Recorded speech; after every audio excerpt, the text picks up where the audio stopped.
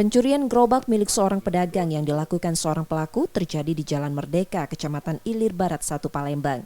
Aksi yang terekam kamera pengawas ini memperlihatkan pelaku mengawasi lokasi lalu membawa kabur gerobak dagangan korban. Rekaman kamera pengawas ini pun ramai di media sosial setelah korban mengunggahnya. Masuk dari belakang, dari arah kantor lurah. Terus lihat gerobak?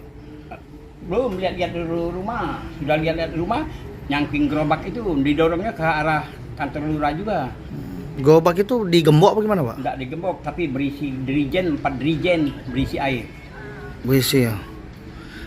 Dari CCTV sendiri itu kenal nggak pelaku ya, Pak? Enggak kenal. Bukan orang sini, Pak ya? Bukan orang sini.